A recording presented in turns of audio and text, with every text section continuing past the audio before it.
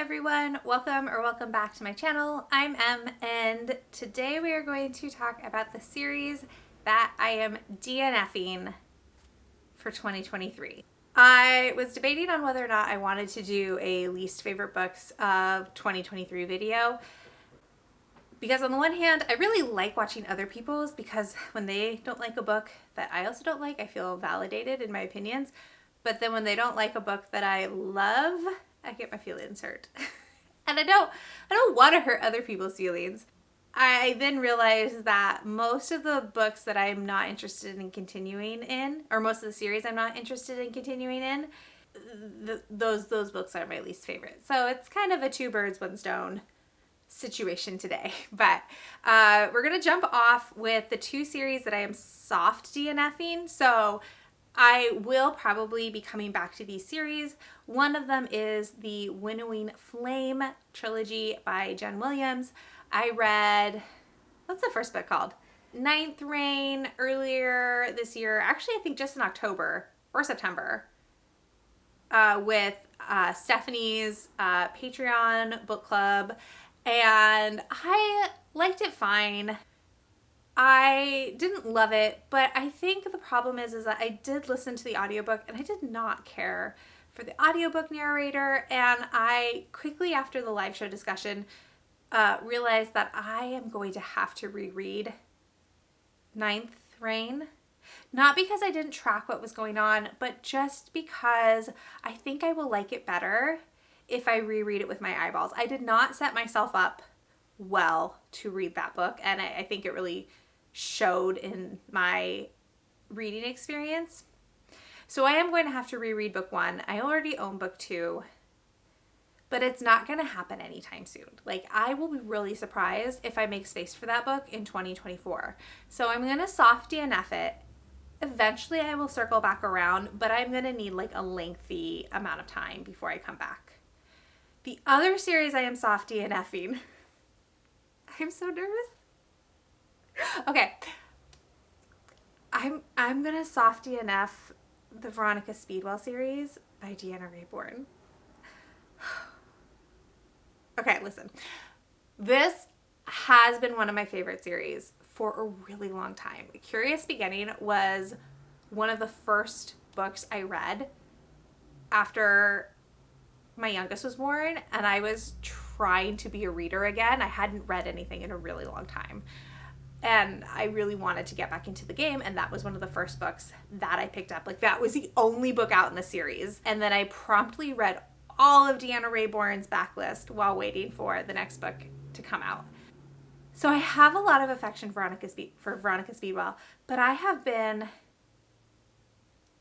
disappointed in last 2, maybe 3 books in the series, and I'm concerned about getting to the point where I do not like the series anymore. And part of that is I'm frustrated that there hasn't been a lot of character growth for Veronica. She's pretty much the same character in every single book. This last one that came out in 2023 was the most I felt like she was forced to grow and change her behavior a little bit, but I did not like the mystery at all. And I had a lot of issues with how that mystery was resolved. And so I think I just need a break. So I'm not going to pre-order it, the new one for 2024. I'm going to take a break, and maybe in a year or so, I'll be ready to come back and still keep that affection I have for that series. But for right now, I am going to soft DNF it and just not participate for a little bit, which never in a million years did I think I would get to this place. Okay, so now we're going to move on to the series that I am 100% definitely not continuing on with. The first one is the Graceland series, and I'll put up the cover for the first book in all of these series, because I know sometimes the series name does not match the title of like book one, and it gets confusing. So I am going to DNF the Graceland series. I read Graceland and Fire. I think I only read 2. at the very, very beginning of the year because it was for, again, Stephanie's Patreon for the series read along. And I thought they were fine, but these are older YA fantasy books, like from 2010, I believe, maybe a little bit earlier. And they were just fine. I feel like they're too long. And there's a lot of stuff I really like about them, but then I was always a little disappointed with something in them. Like, I would love the themes, but then I wouldn't like how Kristen Cashore would handle them. I felt like there was always a misstep, which maybe would make sense for the time that they were being written and being published, but I'm not invested enough. I don't like the characters enough. And yeah, at the end of the day, I would rather read Alana, and this felt like the watered down version of, like, it's like what it wanted to be like Alana, but just couldn't quite get there. I'm also going to DNF the Night Eater series by Marjorie Liu. Now, this is a graphic novel series. There's only one book out, and I love the Monstrous series. It's one of my favorite graphic novel series, and I love Marjorie Liu's storytelling, and the illustrator that she works with on this one and in Monstrous, I love that artist's work as well. But this Night Eaters leaned way more into horror than I was anticipating. And while I like a certain type of horror novel, I don't like horror graphic novels. I do not need the visual imagery forced into my head. I am perfectly capable of imagining these scenarios. I don't need the visual aid to go with it. So I went back and forth because I do really like Marjorie Liu, but at the end of the day, like, I can't keep going with this one. This one's always also set during the pandemic, and it was so unsettling. There's a creepy doll thing.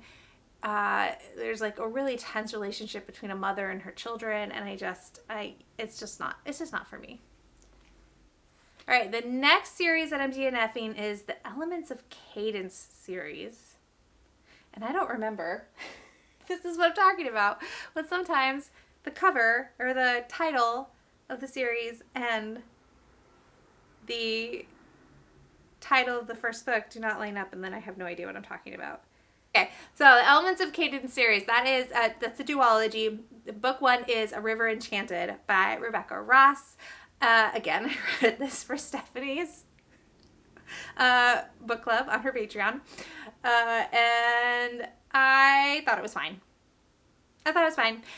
It takes place on an island where magic exists, and there's fae and gods and magic, and there's this rival between two clans, and children are going missing. And I found the two main characters to be so uninteresting. I was super invested in her secondary characters. I thought Rebecca Ross's secondary characters in A River Enchanted were really complex and interesting. And there's a married couple where I was so invested in their storyline, but I didn't care about the main characters. And I'm not interested in what happens in Fire Endless or whatever book 2 is called. I just don't care. So, and at the time I had said that while her characters didn't work for me, I did like her writing, and that I would read another book. If she wrote other things, I would read more from her. And then Divine Rivals came out, and now I don't know if I was being honest with myself. So it may just be that Rebecca Ross's writing doesn't work for me, not necessarily that River Enchanted didn't work for me. Who knows? But I'm not continuing on with that duology. The next one I'm going to be DNFing is the Glass and Steel series. This is by C.J. Archer, and this is a weird mix of cozy historical mystery and fantasy. And this was about a daughter. I don't remember anybody's name. This was so long ago. A daughter whose father has just passed away, and her father is a clockmaker, but because of good old patriarchy, she cannot inherit his shop, and she got married real quick before her father passed away so that her father could leave his shop to her husband. And then her husband turns out to be a real jackass, and I don't think they even get married. I think he calls off the wedding, but still takes possession of the shop. I don't remember, but it was a real asshole move. And so she is trying to find work for herself as a glassmaker, so she doesn't end up on the streets. And there's some sort of mystery, and she meets an American who's there looking for a particular clockmaker, and she volunteers to help him in exchange. Well, she doesn't volunteer. She says, hey, I'll help you if you pay me.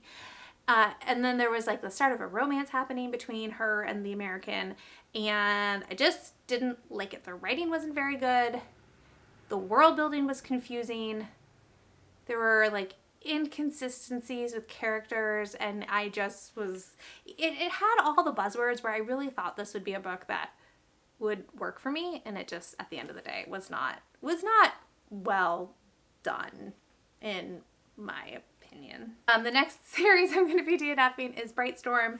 This is a middle grade series that I had had on my shelf for a really long time, and I finally read it for middle grade March. There's nothing wrong with this series. It was fine. I had a good time with it. It's about twins whose father has gone missing on an expedition, and they it's kind of got like a little princess set up at the beginning where their father has gone missing, and when the housekeeper who's been left in charge of the children finds out he is missing, she like promptly sells them into servitude because she just can't be bothered to, be a decent person. And then the children enlist the help of another explorer to go find out what happened to their dad because they suspect foul play. And I liked the adventure. I liked all the characters. I liked the twins. There's disability rep. But it was just ended up being kind of fine. And I'm trying to let go of things that are just fine. Yeah. I'm also DNFing the Uptown series by Ruby Lang. This one started with Plain House. And this is a contemporary romance novella series revolving around real estate, I think. And you know what? This book was so forgettable. I don't even remember a thing about it, except there was houses involved. And I don't remember if if it's Second Chance, if it's Friends to Lovers. I don't remember a ding dang thing. So, I'm not going to be continuing on with this series. I gave book 1, I gave it a 3. So again, not horrible, not a bad book, just one that I thought was fine. I'm trying to let go of things that are just fine. This one might be a little bit more controversial. I am DNFing the Greenbone Saga series by Fonda Lee. I got it. And I, again, read this for Stephanie's book club. I feel like I should say Stephanie's Patreon book club is not a bad place to be. It is a fun place to be. I read a lot of books that I had either wanted to read for a long time or wouldn't have picked up on my own, which is good. I like that. It just also means that, because it's being selected for me, there's, I guess, a higher percentage that it may not work. I don't know. But it's so, I don't want to give a bad impression of Stephanie's Patreon. It's lovely. Everyone should join it. Anyways, disclaimer aside, I did not like this. There was way too much misogyny in this book for me to have a good time with it. I didn't like a single character. Well, I liked one character, but that character didn't stick around. So I didn't like anybody. There was nobody to root for. Everybody was unlikable, and not unlikable in a fun way, just unlikable in a frustrating way. She also, Fonda Lee writes, there's one sexual encounter, and she, the way she wrote it, I was like, I expect this out of white men. this type of descriptions for this scene, not out of women. It was weird. I didn't like it. It gave me ick vibes. And those books are too long. Too long. And everybody's too unlikable for me to keep going in that series. So that was a very easy decision to make, to DNF that series. Oh no, this one also might be a little controversial. I am also DNFing the Emily Wilde Encyclopedia of Fairies series by Heather Fawcett. I thought Emily Wilde was just fine. I really didn't like Emily. I had a hard time with the writing style. I had a hard time caring about what was happening. I liked Bamblebee a lot, but like the book's not about Bamblebee, it's about Emily. I didn't buy the romance. It all felt forced and meandering, and I just didn't care for it. And I feel like there are other books that have a scholarly, academic woman main character writing memoir or field notes style that do it so much better than Emily Wilde does, and I cannot be bothered to continue on with that series. But I love all of the people that love it. I love that for you so much. It's just not for me. This one's probably isn't going to be surprising. I'm also DNFing The Bridge Kingdom by Danielle Jensen. Danielle L. Jensen. I started off loving The Bridge Kingdom. I loved the beginning of that book so much, but the farther along we got, just the more predictable it got, to the point where 50% of the way through I was like, well, unless she does something really creative and different, like these are all the things that are going to happen until the end of the book, and that's exactly what happened at the end of the book. It didn't surprise me. It didn't do anything different. And I mean, maybe I shouldn't have expected that of it, but because of how strong the beginning was for me, I really thought it would do something different, but alas, it did not. So I'm not going to be continuing on with it. Also, I think it's 2 series smushed together. Like the first 2 books are about one couple, and then we switch perspectives for 2 more books. I might be wrong, but I think that's what happened. The other series I'm DNFing is The Chronicles of the Bitch Queen by, I don't remember the author's name, but you'll see it here. And I read book 1 that I also can't remember the name of, but again, it's right here, for my self-destructing TBR, and I did not like it. And I'm trying to remember what I didn't like about it. Oh, I didn't like our main character. She was such a dummy. Like, for what she was supposed to be, she just made the worst choices I can imagine. And I felt like the author did a lot of telling us about the main character, but then the actions of the main character didn't back up what we had been told. Like, she was supposed to be really smart and have been trained in all this tactical theory and, you know, had been raised by a warlord and knew how to be strategic and maneuver. And then I never saw it. She just made an unending series of really impulsive decisions that then like turn around and bit her in the butt. And it was so frustrating. And I definitely should have DNF'd it. And instead I rage read the last third of it. So that's on me, but I am not going to be continuing. Also, everybody keeps, like, when the series is talked about, everyone's like, oh, it's so great because she's a mom, but like, she never talks about her kid. Like, her kid was barely in book 1, and she did not, like, she barely thought about him, like, at all. Which is why I don't like having children in books, because I feel like it always makes me nervous that the character that is the parent in the book is not as concerned with their child as I am about their child, because I'm always very concerned. And then the last series that I'm not going to be continuing with, this is not going to be like a spicy opinion or anything, but it's The Beast and the Bethany. This is a middle grade series. I don't even know how many books are out. I didn't even know it was a series until I was like looking through my story graph trying to figure out what series I had read from this year. I really liked this one. At the beginning, it was really funny, and different and interesting. It had kind of like a Roald Dahl style to the storytelling. And then the fat phobia started and the villainizing of fatness in the language, and it didn't stop for the rest of the book. And so I'm not going to be reading from this series anymore, and I actually have unhauled that particular book because I don't want that kind of language on my bookshelves. So yeah. So that is the end of this video. If you are still here, I hope I didn't hurt your feelings with any of my opinions. So sorry. Maybe I should have put this disclaimer at the beginning of the video, but if I talked about a book that you love, I am so happy for you. I really am. But I think if you liked these books, I'm very happy for you. And I am also happy for me that I do not have to continue reading from any of these series, and that I'm giving myself permission to be done. So if you have made it to the end of this video, thank you so much for watching. And if you want to leave a comment, I mean, I would love to know what series you are DNFing.